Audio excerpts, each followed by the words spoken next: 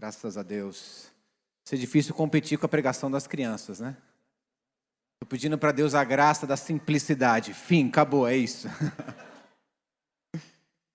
Queridos, a gente está muito feliz de estarmos aqui. A gente chegou no dia 12 de dezembro, depois de uma temporada de 4 anos no Texas, depois na Pensilvânia. Estamos alguns quilinhos mais gordos desde a semana passada. Fomos muito bem recebidos. A gente quer agradecer a hospitalidade, os mimos que nós recebemos essa semana. Foi muito especial. Estávamos com saudades desse clima de família, de comunidade. O corpo de Cristo ele é diverso, né? A gente aprendeu muitas coisas nos Estados Unidos, mas cada parte do corpo tem uma esfera, tem uma graça, tem uma linguagem especial. E nós estávamos com saudades dessa linguagem aqui, desse povo. Então tem sido muito bom, nós somos muito abençoados. Eu queria assim rapidamente nos apresentar, né? Assim, eu vejo muitos rostos novos para mim, né? E fico muito alegre das coisas que Deus tem feito nesses últimos anos aqui nesse meio. Mas, bom, meu nome é Arnaldo, eu estou com a minha família em parte aqui. Vou pedir para minha família pagar um micozinho e ficar de pé. A minha linda esposa Marília, o meu primogênito Gabriel. Acho que a Petra está na escolinha, né? E nós temos nosso caçulinha, que é o Daniel. Nós ainda estamos treinando ele para estar em ambientes como esse. O Daniel ele é autista. E se ele vê um violão ou uma guitarra, esquece. Tá? Ele vai ficar obcecado. Ele ama, ele tem uma palavra sobre ele, sobre a música, e nós cremos nessa palavra, que ele irá compor para as nações. E nós recebemos essa palavra sobre a vida dele. Nós estamos treinando o Daniel, preparando ele para as coisas que Deus tem para fazer através da vida dele, né? É um desafio para nós como pais, porque todas as estratégias de educação de filhos que nós aplicamos no Gabriel e na Petra não se aplicam necessariamente ao Daniel. Então nós também estamos em aprendizado e deixando as coisas, né, acontecendo gradativamente. Mas em dezembro de 2015, nós começamos um novo capítulo na nossa vida. Fomos passar uma temporada no Texas, nos Estados Unidos. Dentre os objetivos que a gente tinha nessa viagem era de a gente expandir a nossa visão, nos treinar, nos capacitar, aumentar nossa rede de relacionamentos para as coisas que Deus queria fazer em seguida. Eu comentei um pouco sobre isso aqui rapidamente na nossa saudação da semana passada. E Deus nos conectou com pessoas, nos ensinou, foi um tempo muito especial. E muitas coisas nós aprendemos nesse período, né? E em 2018, abril de 2018, nós fomos confrontados com uma palavra, mais ou menos naquele nível, em que Deus chegou para Abraão e falou: sai da tua tenda, olha para as estrelas do céu e conta. É mais ou menos assim. Deus queria nos mostrar alguma coisa maior do que nós, maior do que o nosso contexto, maior do que a nossa realidade, e falou: sonha, e sonha grande. E nessa palavra que nós recebemos foi através de um irmão. Ele falou que Deus estaria nos trazendo de volta para o Brasil. E nós perguntamos aonde do Brasil. Ele falou Caxias do Sul. Então nós começamos a nos preparar para esse tempo novo, para esse capítulo novo que o Senhor tem para as nossas vidas. Nós não sabemos como vai ser, não sabemos o que está nos esperando em Caxias do Sul. Nós temos algumas informações que é uma região com um ocultismo muito forte, uma região de muitos bruxos. Disse que é cemitério de pastores. Isso não me assusta, irmãos. Porque se Deus mandou, a gente obedece. Deus tem uma obra em Caxias do Sul e é para lá que a gente vai. Nós estamos alegres, estamos animados, estamos entusiasmados com as coisas que Deus tem para fazer ali. Lá tem uma igreja que é do meu cunhado, que está pastoreando. A igreja de Jesus, meu cunhado está pastoreando. E eles estão ali há mais ou menos 10 anos, aproximadamente. E nós vamos ali para ajudá-los, né? Num tempo de Deus ali naquela cidade. Então lembre-se de nós nas suas orações, né? Eu gosto sempre de dizer que essa aqui é a nossa casa, né? No inglês a gente tem essa expressão home church, a igreja casa, aquela igreja que a gente cresceu, né? Que a gente foi criado, educado, foi aqui que nós fomos ordenados, fomos enviados. Então existe uma aliança com vocês, né? Com esse povo. Então lembre-se de nós. É claro que nesse período que a gente teve nos Estados Unidos, por causa do nosso status imigratório, a gente não podia sair. Então isso nos privou de estar visitando aqui. Isso não vai acontecer mais. Agora nós estamos livres para ir e vir, e podemos estar frequentando aqui, podemos estar visitando a igreja com mais frequência, graças a Deus. Chega de 4 anos longe, né? Graças a Deus. Queridos, eu quero compartilhar algo que Deus falou comigo nesse período nos Estados Unidos. E foi um ensinamento prático, eu quero fazê-lo prático da forma como eu aprendi. E só para efeito didático, eu vou comentar vários textos, vou tentar introduzir um pouquinho, contextualizar a palavra para chegar no ponto central que eu gostaria de estar repartindo com os irmãos. Então eu sei que tem pessoas que gostam de anotar, não se assustem, eu vou dar uma acelerada, tá bom? Eu vou comentar alguns textos, depois nós vamos entrar um pouquinho mais fundo naquilo que eu estou sentindo da parte do Senhor para estar compartilhando com a igreja. Fui encorajado agora de manhã que Deus vai curar, amém? Eu acho que essa é uma palavra de cura. Eu não entendi, perguntei, Senhor, qual é o objetivo da palavra? Eu entendi que foi uma palavra pastoral e que ele estava querendo tocar no nível da cura. Então esteja atento, me acompanha, que Deus tem algo para falar com você hoje, amém? Preparados? Diga amém. Glória a Deus, aleluia. Eu quero começar dizendo então, queridos, que Jesus, através da sua vida, da sua morte e da sua ressurreição, ele veio inaugurar uma nova realidade, a qual ele chama de reino de Deus, amém? Jesus falou sobre o reino de Deus, e Jesus disse, se você quer entrar no reino de Deus, eu sou a porta. Ele não só falou, ele não só explicou o reino de Deus, como ele foi o modelo, o exemplo para se operar no reino de Deus. Ele falou, se você quer entrar no reino de Deus, é necessário que você entre pela porta. E ele disse, eu sou a porta, eu sou o caminho. E Jesus usou várias parábolas. Uma das minhas prediletas é a parábola do grão de semente de mostarda. Ele falou, o reino de Deus é como?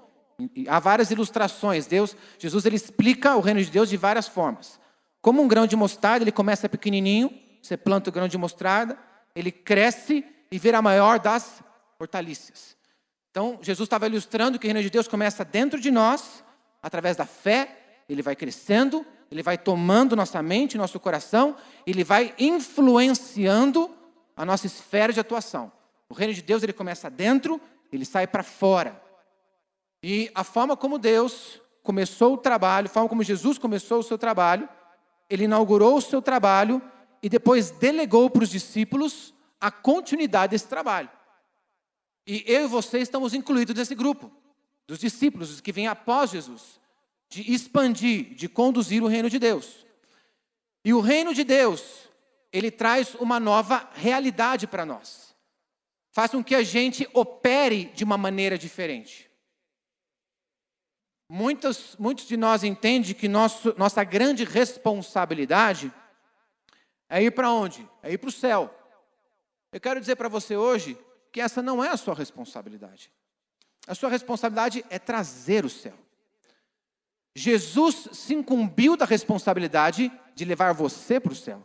Você sozinho não consegue fazer isso. Ele fez uma obra que é suficiente para que você possa ir ao céu. E Arnaldo, qual que é o meu trabalho? O seu trabalho é trazer o reino dos céus. Onde é que a gente lê isso? Na oração que Jesus ensinou, em Mateus 6,10. Como é que Jesus ensinou a gente a orar? Venha o teu reino e seja feita a tua, aonde? Na terra, como está no céu. Então Jesus está nos encorajando a trazer o céu para a terra. Jesus ele tinha uma forma diferente de operar, uma forma de agir. Jesus era o mestre de arruinar funerais, amém? Não teve um funeral que Jesus não arruinou, inclusive o dele. Aleluia. Jesus reagia diferente. Se tinha uma multidão faminta, ele agia. Se ele estava num barco à beira do naufrágio, diante de uma tempestade, ele agia diferente. Pensa um pouco como Jesus foi o modelo de como nós somos chamados para operar através do reino de Deus, trazendo a realidade celestial para a terra. E Jesus, sendo o modelo, nos inspira e nos ensina a andar de uma forma diferente. Por muito tempo eu quis entender o que é andar no reino de Deus, o que é viver, o que é operar no reino de Deus. Até que um dia Jesus falou comigo, é só me imitar, é só fazer o que eu fiz. Ele é o modelo, ele é o exemplo. E toda vez que eu estou numa situação que eu não sei o que fazer, eu faço a seguinte pergunta: o que é que Jesus faria? No meu lugar, como é que ele responderia a essa situação? E essa pergunta me ajuda a entender e como a responder a cada situação e desafio que tem na minha vida. Eu me propus algum tempo atrás de sempre orar, quando Deus me desse a oportunidade, por pessoas enfermas. Nas minhas orações, muitas pessoas foram curadas, muitas não. Mistérios que eu nunca vou entender, mas eu decidi operar segundo aquilo, da forma como Jesus fazia. Se Jesus estava diante do enfermo, ele orava, e é assim que eu quero fazer. Então, Jesus é o modelo, é a referência para nós seguirmos os seus passos. E uma das coisas que me anima, irmãos, uma das coisas que enche o meu coração de fé, é que tudo que Jesus fez, se você pegar, né, desde a água em vinho, a multiplicação dos pães, andar sobre as águas, ressuscitar mortos, tudo que Jesus fez como homem. Fez como homem. Ainda que sendo Deus, ele se esvaziou. Ele não operou na condição de Deus. Ele operou na condição de homem, cheio do Espírito Santo, mas na condição de homem. E o próprio Jesus falou, eu não posso fazer nada de mim mesmo. Do que ele está falando? Da condição humana dele. Como homem, eu não tenho poder. Eu não tenho capacidade. Faço o que vi meu pai fazer e faço pelo poder do Espírito Santo. Foi nessa esfera que Jesus operou. Ele estava sendo modelo para mim e para você. Se você olhar no Velho Testamento, todos os milagres que Jesus fez, desde abrir o Mar Vermelho, o pilar de fogo, o maná, não sei você, mas me coloca numa posição de admiração, de um Deus ilimitado, de um Deus poderoso, que cuidava do seu povo, que estava no meio do seu povo. Quer dizer, só de olhar o Velho Testamento, já nos coloca numa posição de admiração. Mas no Velho Testamento havia uma diferença. Nós éramos apenas observadores. Nós apenas víamos o que Deus estava fazendo no meio do seu povo. Jesus, no Novo Testamento, inaugura o quê? Uma nova realidade. Agora ele está dizendo o seguinte: eu não vim mostrar o que Deus pode fazer. O Velho Testamento já fez isso. Eu vim mostrar o que um homem com relacionamento com Deus é capaz de fazer. Jesus estava sendo um modelo para nós. E muitas vezes a gente fala, né, eu já vi alguém sendo desafiado, né, nesse sentido, o que Jesus faria? Fala, mas eu não sou Jesus. Na verdade, nós não somos Jesus. Mas ele é o modelo, ele é o exemplo. E sabe mais que ele falou? Que vocês fariam obras semelhantes e até maiores. Você crê nisso? Se você crê nisso, diga um glória a Deus. Amém. Irmãos, a palavra de Deus, ela precisa produzir essas rupturas em nós. Eu tenho sido desafiado a crer em cada letra que eu leio. E se Jesus fez, e Jesus falou que eu poderia fazer, eu quero operar nessa esfera. Eu quero entender essa realidade celestial e trazer essa realidade celestial, assim como está no céu, também para a terra. Mas tem muitas coisas que eu já vivi na minha vida, tem muitas pessoas que eu impus as mãos, tem muitas realidades que eu tomei uma posição de fé, que não aconteceram. Foi só comigo isso? Alguém já passou por uma frustração de estar operando numa certa esfera, de estar diante de uma situação e não ver da forma ou no tempo em que gostaria que as coisas acontecessem? Sabe, queridos, nós corremos o risco, quando as coisas não acontecem da forma, no método ou no tempo que a gente espera, de criar o que eu estou chamando aqui da teologia do que não aconteceu. A teologia do que não aconteceu é a gente criar aquelas justificativas. A gente tentar explicar o inexplicável. A gente tentar colocar lógica em tudo. E Deus não faz questão de explicar tudo. Tem coisa que vai continuar sendo mistério para a gente. Deus é maior do que a nossa compreensão lógica. E tem muita coisa que vai acontecer de uma maneira diferente. E se nós não tomarmos cuidado, nós podemos começar a entrar numa linha de justificativas, numa linha de desculpas. Mas sabe o que é? Está faltando isso, está faltando aquilo. Ou a gente começa a se rotular, né? Não, essa realidade, Arnaldo, são para os homens mais espirituais. São para esses, né, esses grandes evangelistas. Nós começamos a criar uma realidade, começamos a nos enxergar de uma certa forma, que é aquém daquela que o próprio Jesus falou a nosso respeito. Então nós estamos criando uma teologia limitadora. Estamos criando uma teologia que justifica a inação do poder de Deus, correndo o risco de entrar no maior de todos os pecados, a incredulidade. O não crer que Deus é capaz. O não crer que Deus pode. E eu sinto que Deus quer curar os nossos corações, e talvez de alguns aqui hoje, a esse respeito. De estar preso a experiências frustradas. E de se ver de uma maneira muito aquém daquela que Deus te chamou para ser. Ou de operar. Você tem uma unção do Senhor. Você tem uma marca de Deus na sua vida.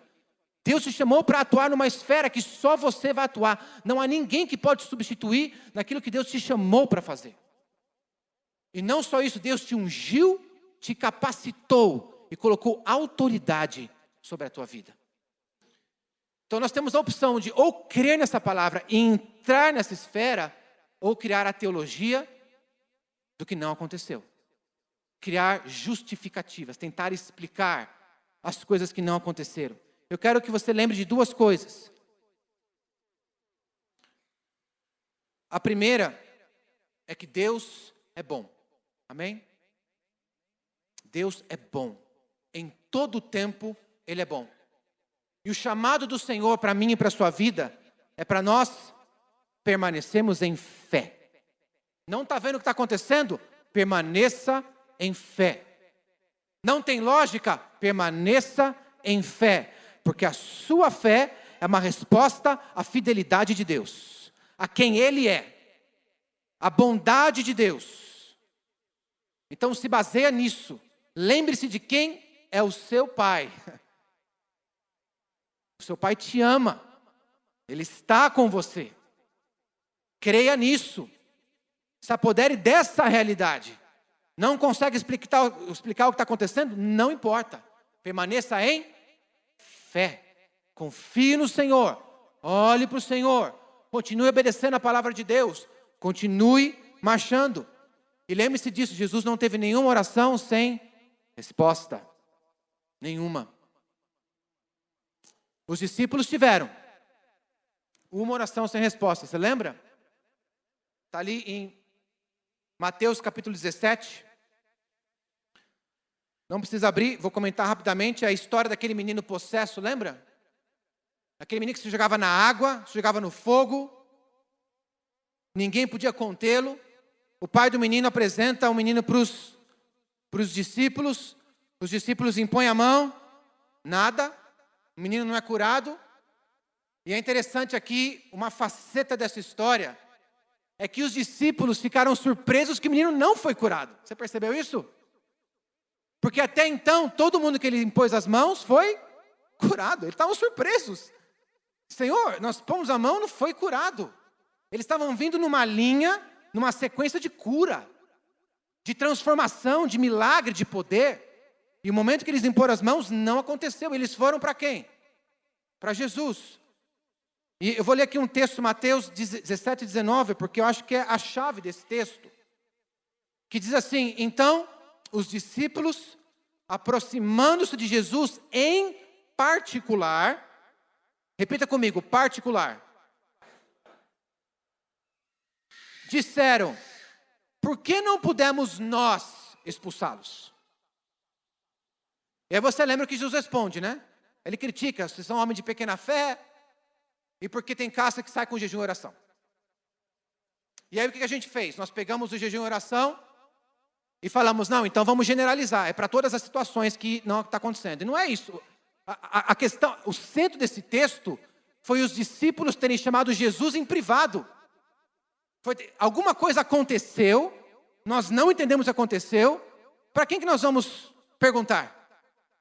Para Jesus. Chamamos Jesus em particular. Jesus, por que nós não pudemos curar? Naquele contexto, foi jejum e oração. Em outros contextos, Deus lá sabe o que Ele vai te dizer. Mas o grande ensino aqui dessa história é chamar Jesus em privado. é chamar Jesus em particular e perguntar: Senhor, algo não rompeu, algo não está acontecendo, me ajuda. Se Deus não quiser entender, então me ensina o que fazer. Se Deus não quiser explicar, me ensina o que fazer. E essa história dos discípulos é um exemplo para nós seguirmos em relação a coisas que não estão acontecendo, coisas que nós não sabemos explicar. Vamos chamar Jesus em particular e falar: Senhor, nos ajuda a entrar, nos ajuda a entender essa nova realidade.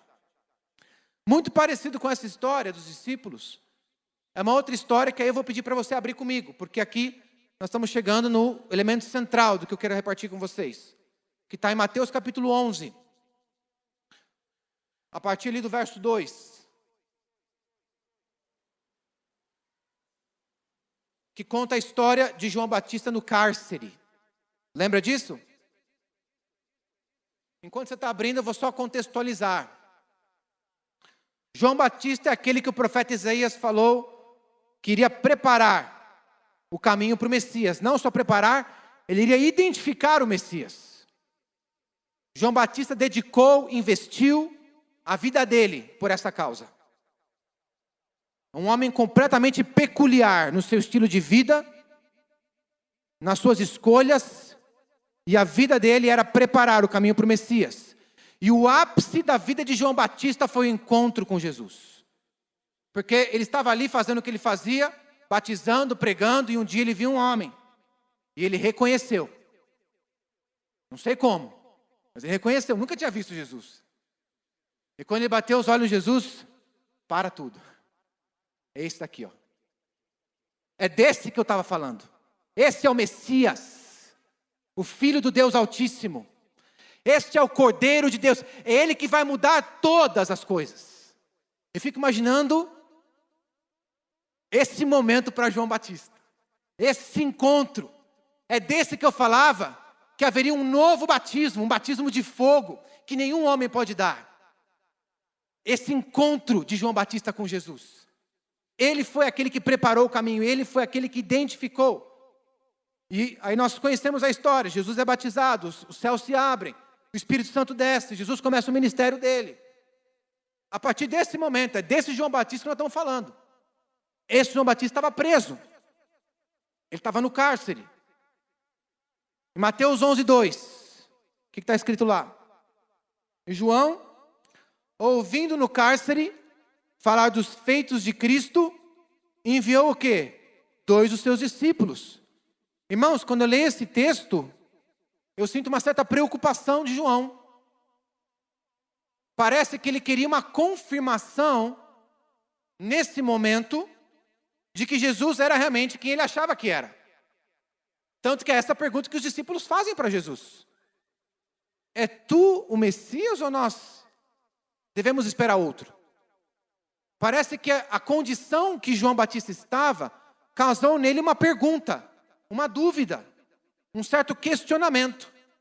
O que pode acontecer com qualquer um de nós, quando a nossa realidade é tóxica, quando a nossa realidade é de prisão, quando a nossa realidade às vezes é de enfermidade, quando a gente vê numa situação que não tem explicação. Será que está faltando alguma coisa? Será que o que está escrito realmente é verdade? E essas perguntas começam a girar na nossa cabeça. Esse é o momento de João Batista. E ele estava justamente no momento de precisar uma resposta. Agora, vamos entender um pouquinho a cabeça de João Batista. João Batista não conhecia Jesus pessoalmente. Tudo que João Batista conhecia sobre Jesus vinha do Velho Testamento. Amém? E qual que era a descrição do Messias? Ele libertaria os cativos. E onde que João Batista estava? Prisão. Espera aí, alguma coisa está errada. Porque quando o Messias vier, ele vai libertar os cativos. O que é que eu estou fazendo aqui? Quem nunca se perguntou isso? Quem nunca se questionou sobre a sua própria realidade? Muitas vezes você lê a palavra e você vê a sua realidade e fala: não estou vendo isso na minha vida, Arnaldo. Eu não estou conseguindo fazer a comparação, eu não estou me vendo nessa nova realidade. E João Batista estava enfrentando justamente essa crise. E queridos, a resposta que Jesus deu para João Batista é a resposta que ele quer dar para nós nessa manhã. é uma resposta pastoral, é uma resposta de ministração. Jesus está nos ensinando alguma coisa aqui. O que é que ele falou para João Batista? Ali no verso 4. E Jesus respondendo disse-lhes: ide e anunciai a João as coisas que ouvis e vedes. Os cegos vêm, aleluia. Os coxos andam, os leprosos são limpos, os surdos ouvem, os mortos são ressuscitados, e aos pobres é anunciado o evangelho. Jesus está dizendo assim: tem muita coisa acontecendo, não foca no que não está acontecendo. Jesus está nos pedindo para orientar a nossa atenção, que às vezes, irmãos, nós estamos tão presos à nossa condição, nós estamos tão presos numa realidade, aquela realidade pode ser uma realidade de sofrimento, de luta, de perda, às vezes nós estamos enfrentando isso por anos, que a gente não consegue enxergar mais nada à nossa volta. E Jesus está falando: peraí, levanta a cabeça, olha a sua volta, olha o reino expandindo, os cegos estão vendo, os surdos estão ouvindo, o evangelho está sendo pregado. Não se limite ao que não está acontecendo. Levante a sua cabeça e veja. Levante a sua cabeça e veja. Jesus está nos tirando de uma realidade limitada, condicionada àquilo que a gente consegue ver e entender. Ele está mostrando uma esfera maior do que Ele está fazendo sobre a terra. Essa casa tem o privilégio de receber pessoas do mundo inteiro. Vocês têm ouvido o que Deus está fazendo. Às vezes a gente está assim preso naquela condição, e de repente vem o irmão e fala dos irmãos dos confins da terra, né? Falando o que Deus está fazendo, e os milagres e a cura. Irmãos, o mesmo Deus está operando lá, está operando aqui. É a mesma realidade. Mas às vezes nós estamos focando só no que não está acontecendo. E não estamos percebendo a realidade do reino de Deus acontecendo. E não estamos percebendo que Deus está operando e o reino está avançando. E Jesus termina: bem-aventurado é aquele que não se escandalizar em mim. O que é que Jesus está dizendo aqui? Vocês não vão entender tudo que eu vou fazer. Vocês não vão conseguir explicar o tempo e a forma. Mas bem-aventurado aquele que, mesmo não entendendo, permanece em fé. Mesmo aquele que não tendo resposta para tudo que acontece à sua volta, consegue permanecer em mim. Consegue permanecer em fé. Que não me tem como pedra de tropeço, mas que crê naquilo que eu disse, que crê em mim. Então Jesus está nos convidando a sair de uma esfera limitada, de um contexto limitado, para ver algo maior que Ele está fazendo sobre a terra e sobre cada um de nós.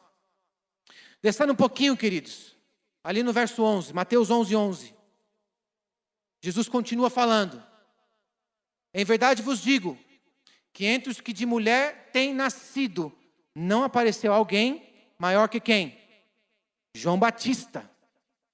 Ele estava falando aqui de Moisés. Já pensou nisso? Está falando aqui de Elias.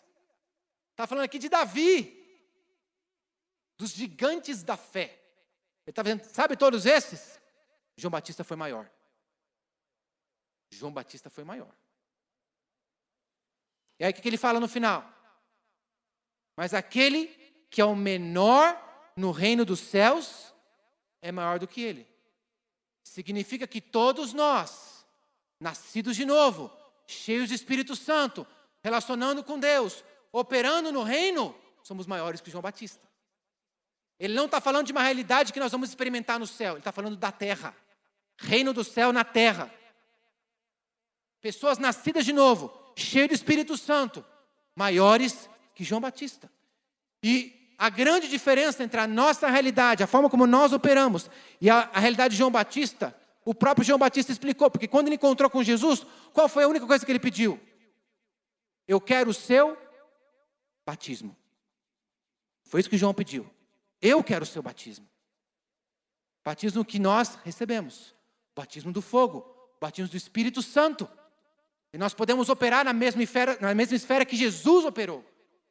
Nós temos o mesmo recurso espiritual. Você tem o Deus ilimitado e infinito dentro de você. Disponível, cheio de poder e autoridade, para você operar no mesmo nível que Jesus operou.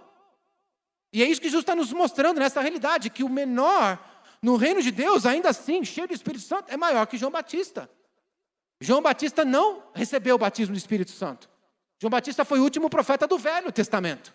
Jesus veio inaugurar uma nova realidade. Pentecostes veio depois, com a descida do Espírito Santo, dando um recurso, uma capacidade, uma esfera nova, uma realidade nova, que nós todos estamos operando hoje. E a partir dessa palavra, e essa palavra quando ela veio para mim, ela me confrontou a pensar na minha própria realidade. Deus foi me levando para uma atenção que eu encontro nas Escrituras, que explica todo o progresso que a gente faz no reino de Deus. Porque a palavra, ela fala que você pode receber, ou tomar, ou avançar no reino de Deus de duas formas.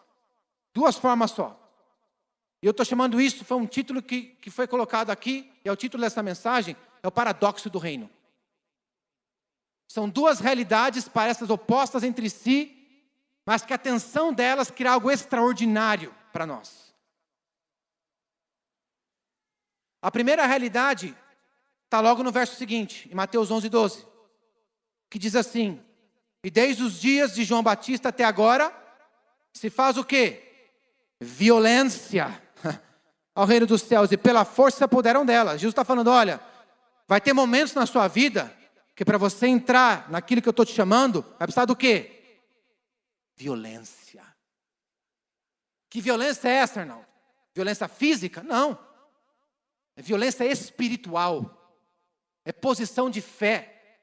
Tem esferas que nós vamos entrar só com violência, só com posição, só tomando posse, marchando, profetizando sobre as coisas, declarando há certas realidades que exigem de nós violência. O Thomas, irmão do Haroldo, contou uma história um tempo atrás acho que o Haroldo já até contou essa história do filho dele que estava enfermo, num leito. E ele estava ali, né? Não, Deus é bom, vai curar, tal. E alguém veio e chacoalhou ele. Falou, Thomas, não é tempo para isso, meu irmão. É tempo para você ser violento. É tempo para você confrontar os impérios das trevas. É tempo para você declarar e tomar uma posição de fé. E ele entendeu, ele recebeu essa palavra. E ele tomou uma posição, ele começou a profetizar sobre a filha do filho dele. E o filho dele foi curado. Glória a Deus. Tem estações da nossa vida, irmãos, que nós somos chamados para a violência. Para tomar o reino de Deus na força. Para declarar, para profetizar. E é interessante que tem coisas que Deus pode fazer por você, mas muito do que Deus quer fazer pela terra, Ele vai fazer através de você. Através de você. Através da sua posição, através da sua, né, do se abrir para ser um canal sendo usado por Deus. E uma posição de fé. Então essa é uma das formas que Deus vai nos usar para entrar, para avançar o reino de Deus. Mas existe uma outra forma, completamente diferente, completamente contrária. Se você abrir comigo em Lucas, capítulo 18, no versículo 17. Posso pegar uma água aqui? Olha.